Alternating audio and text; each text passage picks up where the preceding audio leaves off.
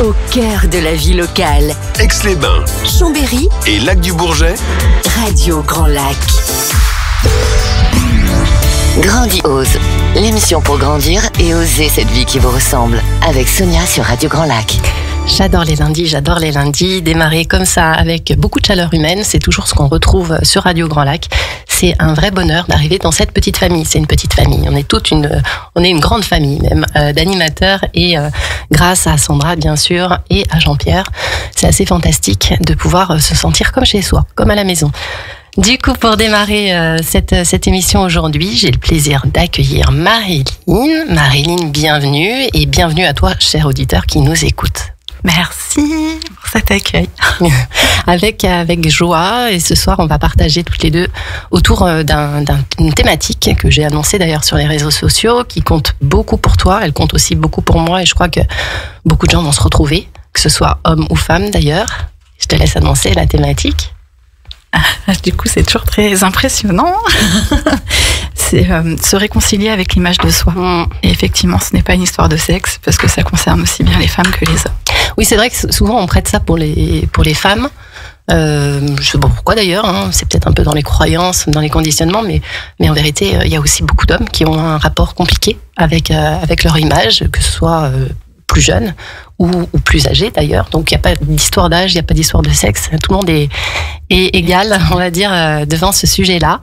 Avant de parler de ça, mais je pense que ça va en faire partie, est-ce que tu peux nous dire quelques mots à propos de toi ? Peut-être sur ton parcours, sur ce que tu as envie de dire de toi aujourd'hui. Alors, j'ai un parcours un petit peu atypique, puisque j'ai commencé par être auxiliaire de puériculture, ensuite éducatrice spécialisée. Donc déjà beaucoup dans le prendre soin. Alors déjà oui, le prendre soin sur un versant plus éducatif, peut-être plus maternant. Et puis au fil du temps, le massage, puisque ça a commencé avec le massage bébé. Je me suis dit que pourquoi masser que les bébés alors que chacun avait besoin peut-être de ressentir les choses dans son corps. À savoir que je trouve qu'on est quand même assez handicapé du toucher dans notre société. C'est peu de le dire, effectivement. Voilà. Donc le massage a pris une grande place, j'avais à peine 25 ans et je n'ai fait que le développer depuis. Donc quand tu étais auxiliaire de puéricultrice, tu faisais des massages déjà ? Oui, massage bébé, ouais. Ok. C'était les premiers. Ensuite, j'ai appris l'éveil du corps par le toucher avec le massage californien. Donc, je pense qu'une équipe de foot de l'époque s'en souvient encore, parce que je m'étais amusée à animer un atelier où les compagnes de joueurs avaient appris à masser leurs compagnons et inversement. C'était rigolo. Je pense qu'il y a des personnes peut-être qui vont candidater, qui vont dire mais moi aussi j'aimerais bien que ma femme puisse me masser régulièrement à la maison. Pas forcément un joueur de foot, mais je pense que tout homme ou toute femme serait très intéressé par les techniques d'apprentissage. Je sais pas si c'est quelque chose que tu permets toujours. Ça m'arrive de proposer effectivement des petits ateliers d'automassage, alors pas forcément de massage de l'autre, mais tout peut s'imaginer. Donc c'est ça qui est chouette, c'est qu'on peut créer à l'infini selon les besoins des personnes qu'on rencontre. Donc, et ta créativité. C'est ça. Donc le massage, un peu le fil d'or de tes expériences de vie. C'est ça. Et puis après, d'autres techniques par les personnes que j'ai rencontrées. Donc j'ai été formée en massage beaucoup par la Human Life Academy. Donc avec Marie Yamaguchi, notamment avec des outils, le Kanzawang, enfin voilà, des outils en bois noble avec un alliage en métal précieux. Donc tu peux nous décrire un petit peu plus précisément de quoi il s'agit ? C'est comme une baguette en fait, on peut imaginer au bout comme un mini bol tibétain. Et donc les vertus de cet outil-là sont bien plus grandes que juste le massage, puisqu'on va travailler sur la détox, sur les méridiens. On va générer quelque chose au niveau de l'énergie, en fait. Mais comment tu fais avec cette baguette magique ? Exactement, c'est comme ça que je l'appelle d'ailleurs. C'est rigolo. En fait, cette baguette magique, elle peut servir à plein de massages différents. Donc voilà, ça peut être que le massage du visage. On peut apporter beaucoup de bien-être avec ça. Il y en existe de différentes tailles. Donc pour le massage du corps, on va avoir des kanzas beaucoup plus grands, beaucoup plus gros. Il existe aussi des gua sha dans cette matière-là. Donc associé avec le gua sha, le massage élégance va apporter à la fois le côté détente, mais aussi le côté esthétique. Parce que ça aussi, c'est quelque chose qui m'intéresse de plus en plus à travers ce que je développe en pratique. Voilà, il y a une complémentarité qui se fait Donc c'est voilà le côté massage et en parallèle toutes les techniques de gestion du stress, de gestion des émotions.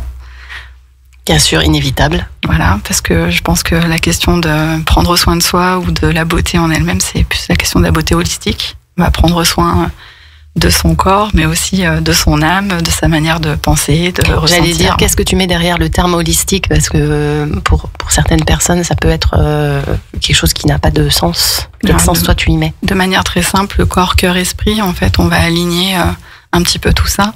Je pense que quelqu'un qui est mal dans sa peau, qui est triste ou en colère, va peut-être avoir des expressions faciales ou même des expressions corporelles qui seront pas forcément très confortables, qui vont générer des tensions. Enfin, en tout cas, c'est un ensemble. Et plus on va apporter de l'apaisement, de la bienveillance, et plus le corps il va se relâcher. Et du coup, on va pouvoir rayonner autre chose.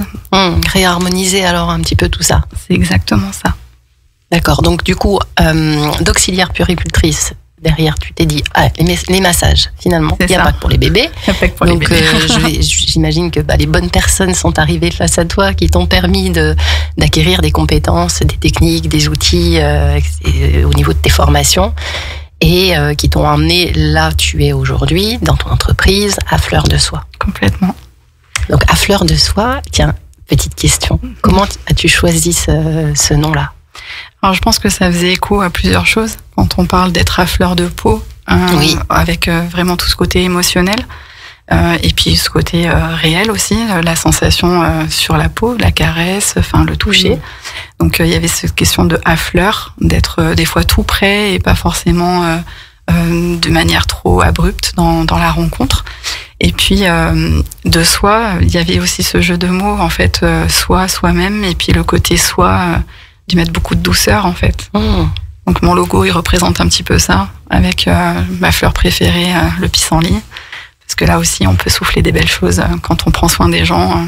En tout cas c'est les intentions qu'on met quoi. On transmet aussi quand on prend soin de soi, on est un exemple. Enfin c'est aussi ce qu'on démontre aux autres et ça donne envie.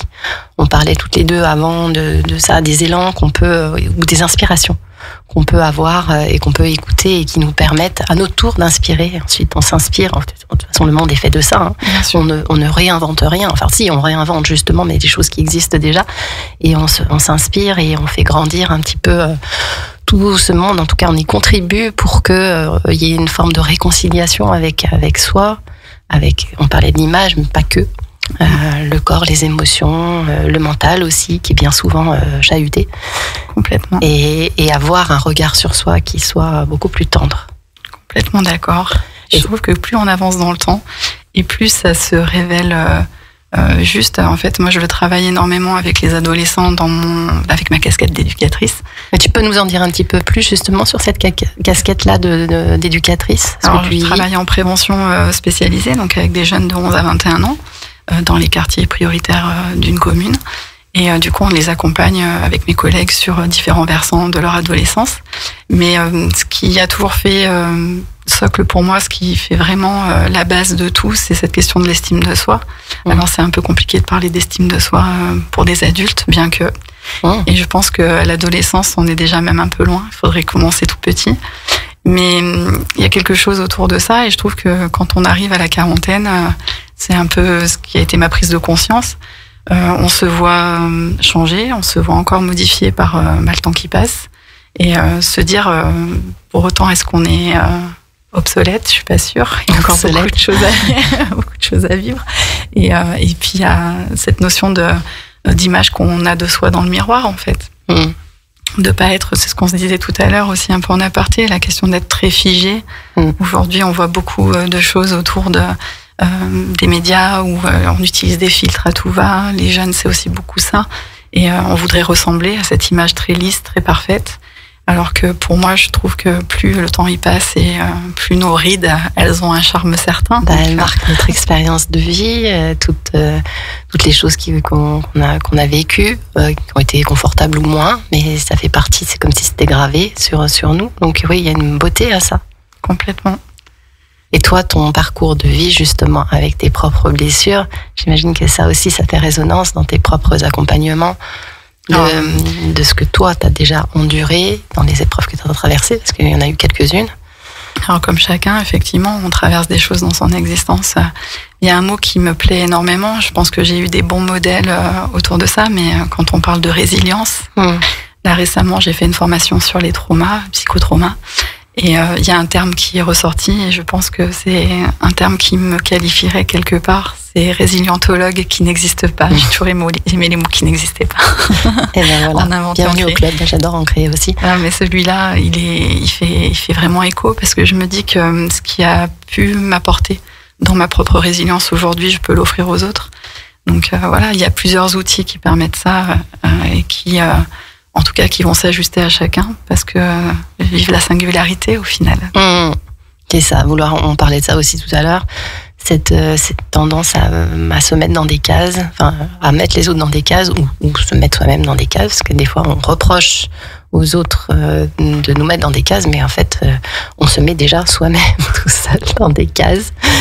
Donc sortir de ces cases-là et découvrir la pépite qu'on a à l'intérieur de soi, ce qui n'est pas évident. Hein. Non, effectivement. Parce qu'on est vite traité après pour qui se prend celle-ci, elle est un peu prétentieuse ou ce genre de choses. Il y a toutes les croyances, il y a toutes les les préjugés un petit peu autour de ça qui font que avouer nos talents, ça reste encore quelque chose qui est timide. Ouais. On a du mal pour certaines personnes à dire oui, ça je le fais naturellement, je le fais bien. Avoir cette capacité à se regarder, à pouvoir dire de manière juste qui on est, je pense que c'est quelque chose de difficile en fait. On l'apprend pas, on l'apprend très peu. Et c'est très, entre guillemets, français, parce que je pense qu'il y a des cultures dans lesquelles c'est accompagné différemment.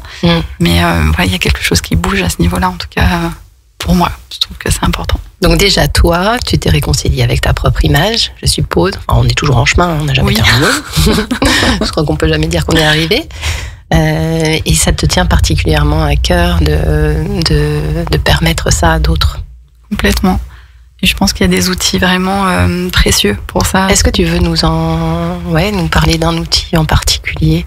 Tu parlais de pépites, du coup ça me fait penser à la pépite d'or. Oui. Donc j'ai eu cette chance d'être formée en kintsugi. Alors le kintsugi, tout le monde le connaît plus ou moins par rapport à l'art japonais. On voit ces images de porcelaine cassée et recollée avec de l'or. En fait, il existe un outil thérapeutique qui permet d'aller mettre de l'or sur nos blessures, en fait, de travailler vraiment les choses en profondeur sur quelque chose qu'on a pu vivre, qui nous a marqué ou qui nous a blessé. Ça peut être une blessure émotionnelle, comme une blessure physique même. On parlait de rides tout à l'heure, ça peut être aussi travailler sur la question de ces rides avec cet outil-là. Et du coup, l'accompagnement qui va se faire pendant la séance va permettre d'aller mettre de l'or symboliquement, mais aussi en réel, avec un pinceau. Sur soi. Voilà. Par exemple, la personne te dit j'ai vécu quelque chose qui a été difficile récemment ou dans mon enfance et ça se loge sur le cœur et tu vas pouvoir symboliquement, ou c'est toi en tant que thérapeute ou c'est la personne qui vient mettre sur son cœur ce pinceau d'or. C'est la personne qui va restaurer elle-même. C'est ça qui est intéressant en fait quand elle vient mettre exactement là où elle sent que. Alors ça peut être effectivement sur la partie du corps qu'elle évoque. Ça peut être aussi sur son propre visage, sur ses bras, sur ses mains. C'est elle qui choisit ce qui résonne pour elle. Exactement. Mais avant d'en arriver là, il y a toute cette phase où on va venir mettre des mots sur ce qui a été vécu. Donc des fois les écrire et puis les verbaliser. Et puis ensuite, il y a cette étape, effectivement, où on vient apposer de l'or sur les blessures. Ce que je trouve très beau dans cet art, parce que c'est de l'art, c'est qu'on vient rendre unique un objet. On vient le solidifier aussi, parce que du coup, l'or va venir souder très très fort les parties qui ont été bréchées, abîmées. Et du coup, cette force et cette beauté particulière, ça montre aussi ce qu'on est soi au fil du temps. Et c'est reconnaître justement nos particularités, notre singularité et notre façon à nous de rayonner, quoi. Et la beauté de ces blessures, l'utilité de ces blessures-là, les voir sous un angle complètement différent, puisque en fait c'est les voir belles parce qu'elles ont de l'or, elles portent de l'or. Je trouve que c'est magnifique dans la symbolique. Complètement. Puis c'est magnifique de le vivre parce que je l'ai vécu cette séance. Je l'ai vécu avec une amie qui est hypnothérapeute qui pensait que je l'emmenais pour un outil pour elle, mais c'était vraiment pour nous. C'était un cadeau, je crois, qu'on s'offrait finalement. Et de se dire, aujourd'hui, on peut l'offrir à d'autres et le faire rayonner chez d'autres. C'est quand même, c'est quelque chose d'un petit peu exceptionnel, je crois. Ça, j'imagine que ça libère aussi pas mal d'émotions.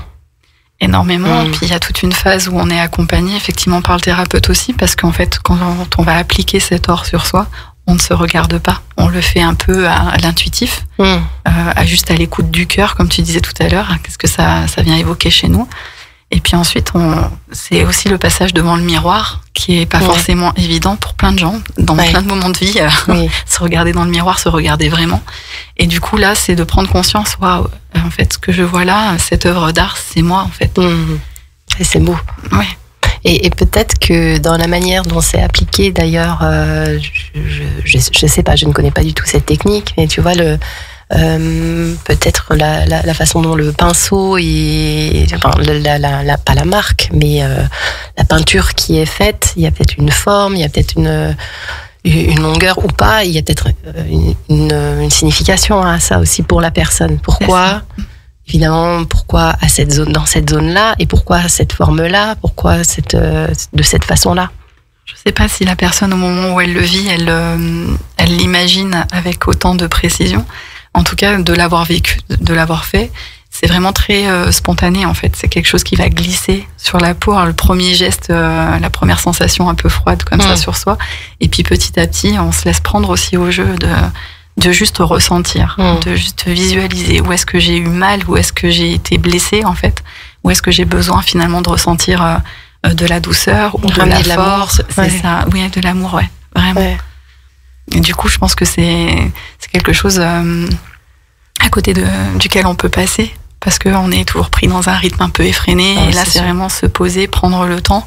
Une séance, elle va durer peut-être 1h30, et c'est 1h30 pour soi.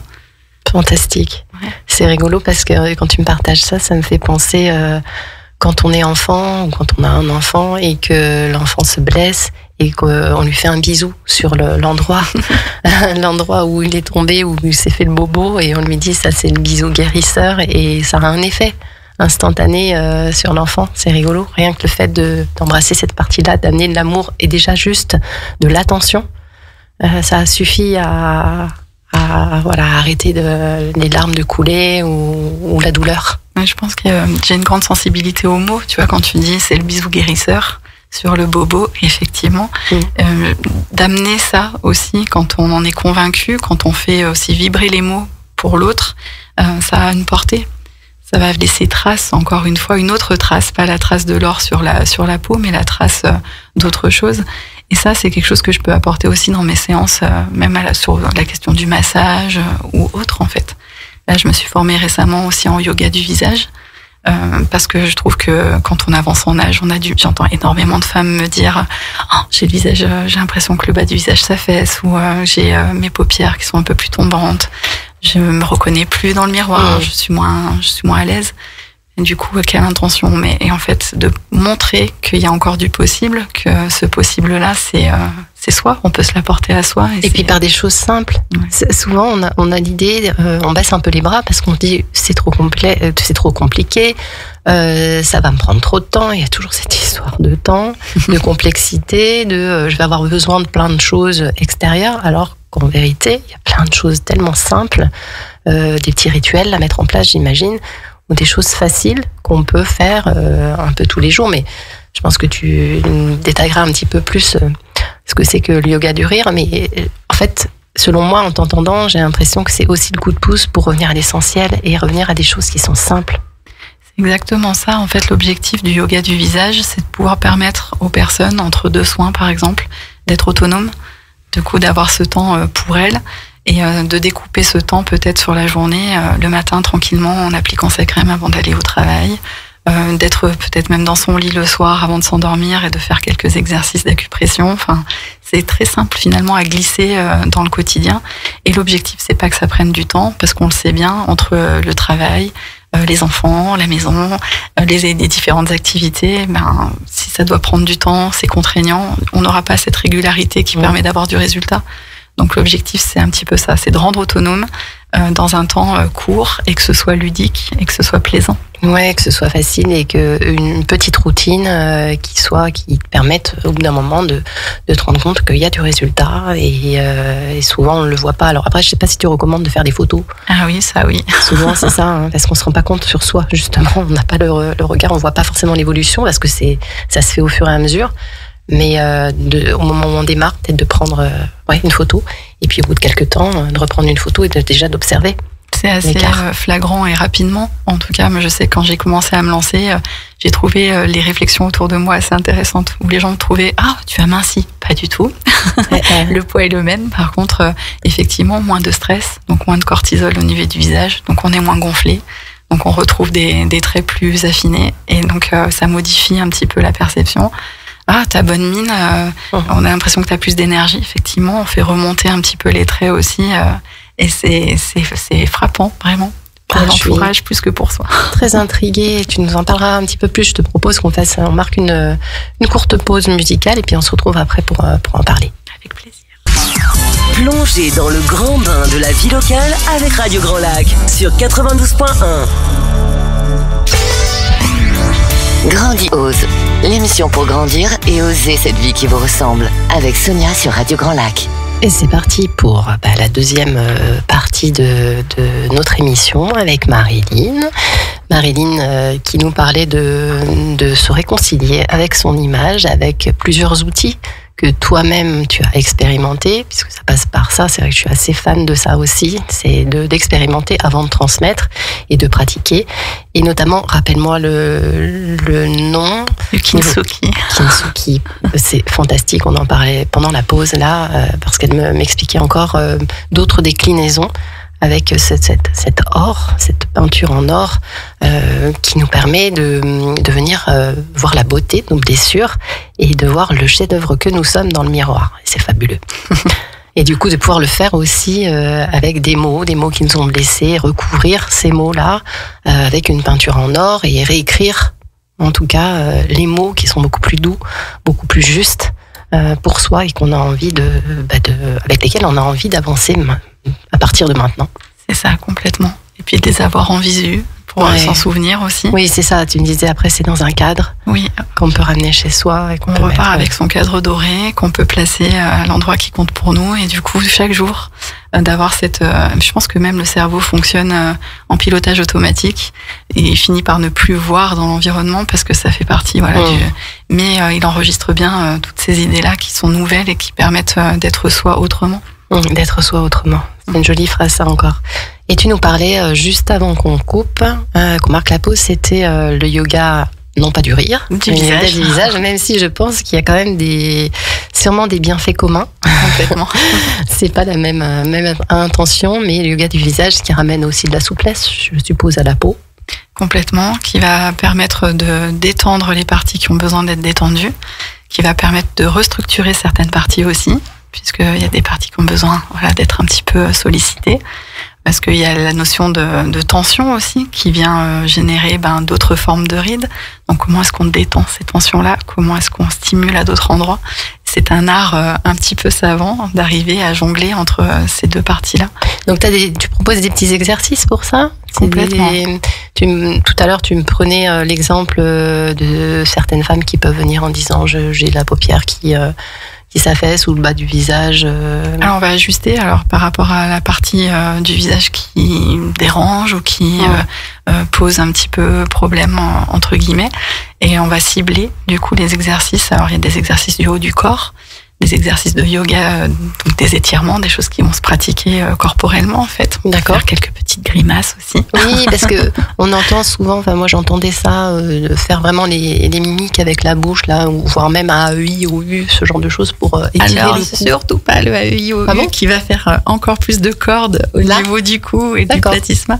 Mais oui, c'est vrai qu'à l'époque, au tout début, avant que le yoga du visage prennent cette place un petit peu plus grande aujourd'hui, c'était des exercices qu'on pouvait faire dans le miroir.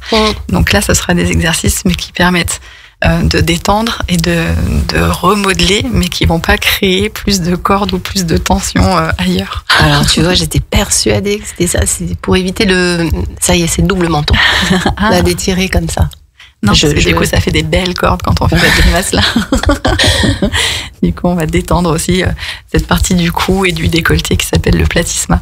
Et on va travailler autrement, avec des étirements, peut-être la tête en arrière. Alors, ouais, pour le double menton, qu'est-ce que tu conseillerais? Alors, on n'a pas de vidéo, c'est dommage. Non, c'est ça. Il faudrait avoir justement de la vidéo pour ça, mais il y a des exercices effectivement simples. On peut apprendre 2 exercices par exemple, et puis ensuite ajouter de l'automassage. Et ce qui va être complémentaire, c'est aussi l'acupression. On va venir apposer les doigts sur certains points, et du coup, ça génère une stimulation au niveau des méridiens. Et c'est hyper intéressant parce que c'est complémentaire.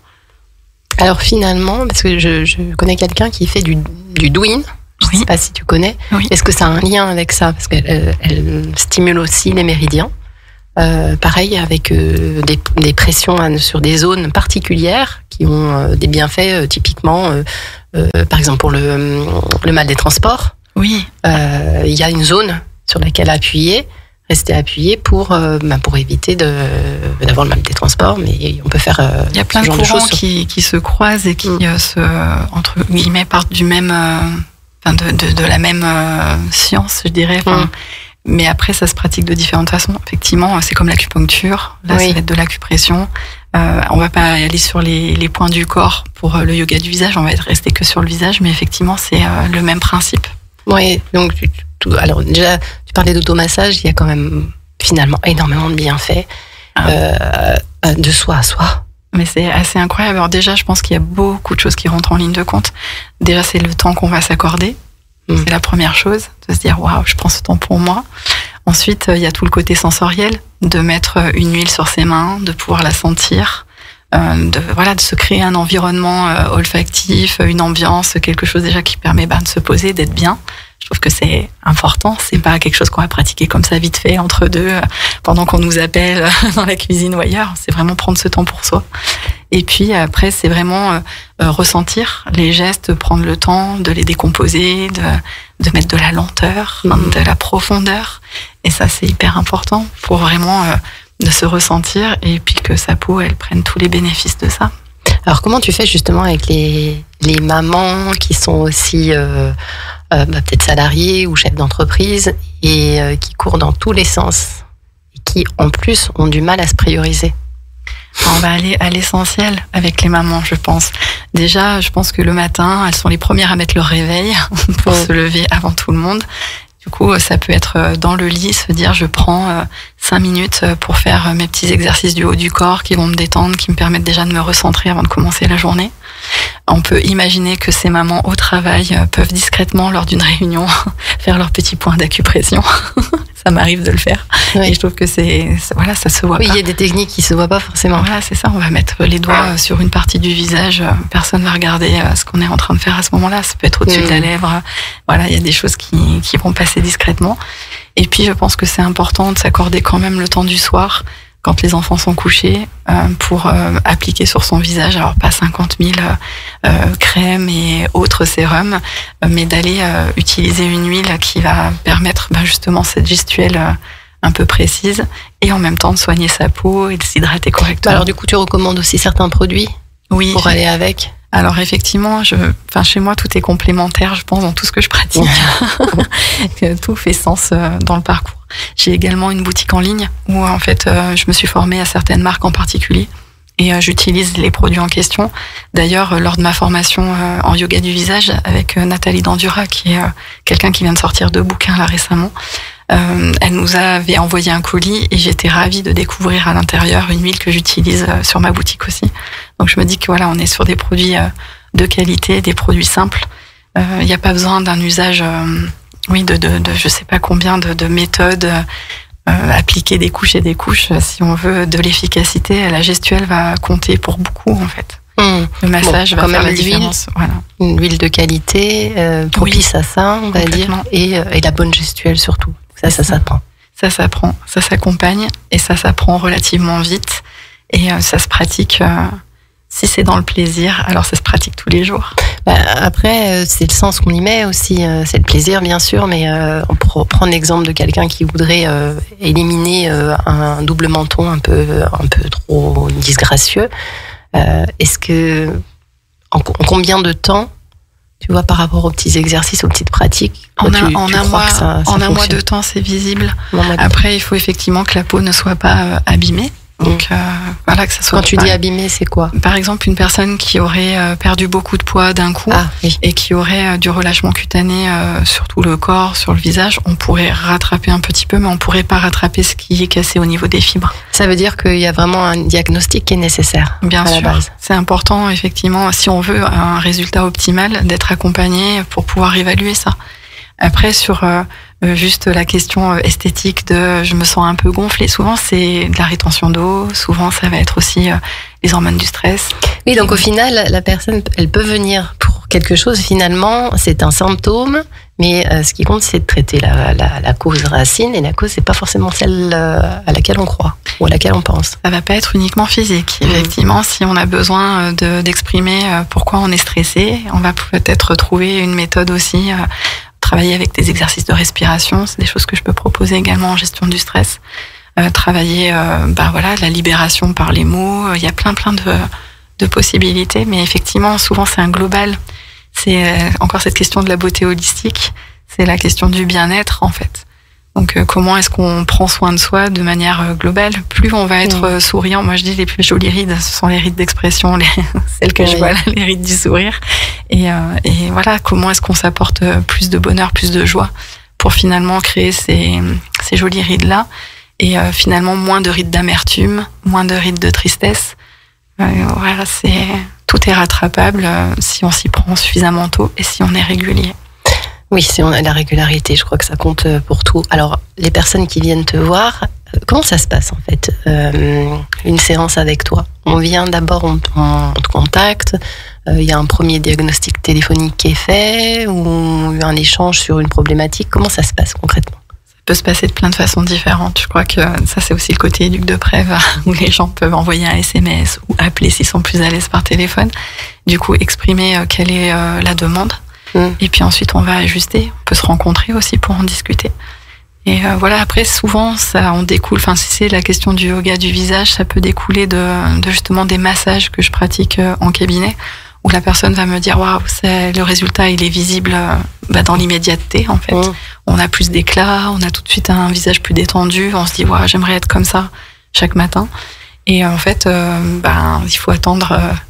De retomber dans la routine et se dire je reviens à la prochaine séance, et entre deux, le yoga du visage va permettre d'entretenir ça, de venir avec justement cette gestuelle au quotidien, de maintenir du résultat sur du long terme. Finalement, c'est ce que j'appelle un accompagnement, c'est-à-dire que c'est pas du one shot, il y a quelque chose, il y a un suivi, il y a quelque chose qui se passe avant la prochaine séance, parce que la personne elle a des outils que tu mets à disposition qui lui permettent d'entretenir et d'évoluer déjà par elle-même.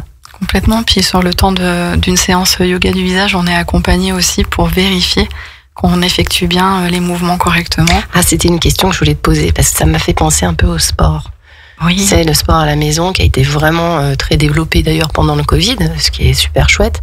Sauf que le risque, c'est de faire des mouvements qui soient contre-productifs, voire même qui amènent à la blessure. Bon, on n'est pas dans ce cadre-là avec le yoga du visage. Mais cela dit, c'est vrai que si on fait une gestuelle qui finalement est pas faite correctement, peut-être que du coup la conséquence c'est qu'il n'y aura pas de résultat. C'est ça. Donc c'est intéressant de pouvoir pratiquer devant la personne qui accompagne, de pouvoir modifier, corriger le geste s'il y a nécessité. On peut aussi repartir en se filmant. Alors j'allais dire, comment tu proposes des tutos? C'est aussi possible. Je l'ai déjà fait pour formation, et puis que la personne, à la rigueur, quand elle fait cet exercice au début du mois, elle met la petite vidéo, et puis elle suit exactement étape par étape ce que tu lui proposes. Complètement, ça peut être tuto avec mon visage à moi quand je pratique, mais ça peut être aussi pendant leur séance. Elles peuvent être filmées, se filmer pendant la séance et repartir avec dans leur téléphone ce qu'elles viennent de vivre sur ce petit temps, pour pouvoir le pratiquer après tranquillement à la maison. Oui, important, parce que sur le moment, on voit bien que on pense qu'on va se rappeler, et puis ensuite on peut vite être perdu. Puis si ça nécessite de la précision, qu'il faut toucher un endroit par un autre, c'est quand même dommage. En même temps, on charge pas énormément sur le temps de séance ou sur ce qui est à ramener à la maison, parce que si c'est contraignant, s'il y a beaucoup de choses à se souvenir, on finira par laisser tomber. Oui. Donc du coup, 2 exercices du haut du corps, 2 exercices de yoga du visage, 2 points d'acupression, 2 automassages, 2 gestes en fait. On a déjà là un joli global à pratiquer jusqu'à la fois suivante. Oui. Et pendant 1 mois, expérimenter ça chaque jour. D'aller sur ce qui est l'essentiel pour soi à l'instant T. Déjà de bien pratiquer ça et de le vivre, de voir les résultats, et ensuite, une fois que c'est bien intégré, d'aller sur autre chose si nécessaire. Complètement. Et tu leur donnes aussi peut-être un petit guide écrit ou quelque chose, où est-ce qu'elles peuvent te contacter si elles sont... Je dis elles, mais parce que j'ai tellement l'habitude d'accompagner les femmes. Majoritairement des femmes, mais encore. Est-ce que tu as des hommes qui viennent? Alors jamais encore. Pas encore. Mais messieurs, qu'est-ce que vous faites alors? Allez-y. Marilyn, elle est là à la fois pour vous apprendre des techniques de massage si vous voulez masser madame et qu'il vous manque quelques techniques, ou même amener madame pour que elle-même se forme, et puis aussi pour se détendre tout simplement, et puis prendre quelques astuces au niveau du stress aussi, la gestion du stress finalement, parce que je pense que c'est d'en parler tout à l'heure, mais le fait que on se voit pas et par moments les autres nous voient et on voit bien qu'on est contracté. Et qu'est-ce qui prend en général beaucoup, c'est le corps et le visage notamment. Après, dans les pratiques plus entre guillemets masculines, s'il fallait parler de sexe dans cette histoire de massage ou pas, en tout cas les hommes viennent souvent plus sur des questions de massage assis, donc le hama sur chaise, ou effectivement sur des séances de gestion du stress ou d'expression en fait de ce qui leur pose souci. Tu pratiques le massage assis? Oui. D'accord. Et je le pratique beaucoup avec les adolescents et justement avec les hommes, parce qu'il y a ce côté un petit peu moins contact direct, puisqu'on va masser la personne en position assise et habillée. Ouais. Donc on entre moins dans le cadre de l'intimité en fait, qui peut être un peu dérangeante pour certains. Oui, ça dépend, parce que maintenant je crois que les hommes ils sont assez massage. De plus en plus en tout cas. Oui. Ouais. Massage californien ou ce genre de choses, aussi le vrai moment de détente, mais qui sachent qu'ils peuvent eux aussi agir plutôt que de mettre des crèmes à droite à gauche, de se dire tiens, il y a peut-être quelques pratiques et quelques mouvements que je peux faire pour alors je sais pas, au niveau des cernes, je suis en train de penser à ça, je sais pas pour quelle raison, mais est-ce qu'on peut agir au niveau des cernes? Bien sûr, on peut agir au niveau cette partie-là, cette zone-là, bien sûr. Il y a plusieurs gestuels possibles pour justement la question alors des cernes, si ce sont des cernes qui sont plutôt creusées et violacées, si ce sont des cernes plutôt avec le côté poche. Pour chaque type de cerne, il va y avoir des gestes adaptés à appliquer, et c'est très simple en fait. Encore une fois, en mettant sa crème, comme tu disais, le matin ou le soir, le geste il va prendre quelques secondes. Mais en fait, c'est ça. Finalement, ça ne prend pas de temps. C'est simplement qu'on met la crème, parce qu'on la met la crème, mais on la met différemment. Exactement. Et souvent, ça me fait réagir quand je vois des vidéos, des choses comme ça, parce qu'il y a des gens qui appliquent vraiment en mode, je sais pas comment dire, je frotte, je fais des mouvements circulaires. Oui. Non, du coup, on va pouvoir apprendre à aller du bas vers le haut, de l'intérieur vers l'extérieur, d'aller dans un mouvement plus naturel et qui va ramener les traits plus vers le haut, en fait. Et c'est assez flagrant. On peut essayer de faire certains gestes que d'un côté pendant 5 minutes. Et de cacher l'autre côté, quand on se regarde, on va voir la différence. Vraiment? Ah oui. Déjà, oui. Juste sur un... Je vais t'envoyer un tuto, tu vas faire le test. Je veux, mais volontiers. Volontiers, je veux bien expérimenter, parce que on a du mal à croire que déjà rien qu'en quelques minutes, si on fait que d'un côté, on voit la différence avec l'autre côté. Complètement. Ça va être la répétition du geste, vraiment détendre, oui. Et puis on vient stimuler, du coup on vient apporter cette tonicité au visage, vers le haut, et ça se voit.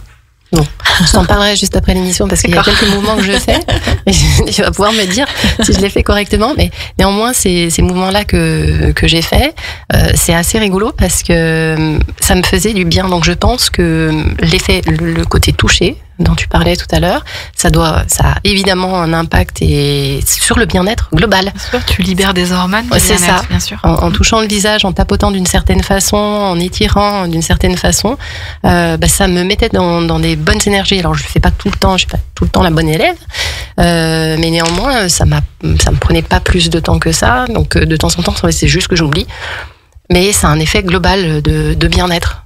Complètement. Du coup, tu as pris du temps pour toi, tu as pris le temps simplement de toucher ta peau, un vrai toucher conscient, et pas un toucher un peu expéditif, d'une gestuelle qui est devenue routinière sans y mettre de sens. Ouais, et de la conscience et du cœur. Ouais, complètement. C'est ça la différence. Je pense que c'est ce qui fait la différence lors d'un massage. C'est ce qui fait la différence dans une rencontre, en fait. Juste de poser ta main sur l'épaule de quelqu'un, si c'est fait de façon spontanée, sans réfléchir, ou si tu mets une intention dans ce geste pour transmettre quelque chose. Et tu sais, ça m'évoque autre chose. C'est quand on dit le fameux « ça va », la question qu'on pose, qui souvent est posée en l'air sans intention réelle, comme un réflexe, et sans vraiment être prête à écouter la réponse de l'autre. Ça m'évoque vraiment ça. C'est complètement différent de poser vraiment l'attention sur la personne et lui demander comment elle se sent, là, vraiment. C'est ça. Et on sent la différence. On sent l'attention de l'autre, elle est vraiment présente. La présence, voilà, c'est le mot que je cherchais, la présence de l'autre. C'est exactement ça. Lorsque tu pratiques le massage et que tu accompagnes donc une personne, tu vas poser ta main sur elle, pas de manière classique. Oui, c'est ça. Tu vas mettre cette intention-là de je suis là pour apporter du bien-être, je suis là pour détendre cette personne et du coup je veux qu'elle ressente qu'elle est importante et que là c'est son instant, le sien. Le sien. Un espace et un temps pour soi. Marine, on a déjà terminé. Mais Qu'est-ce que ça passe vite, n'est-ce pas?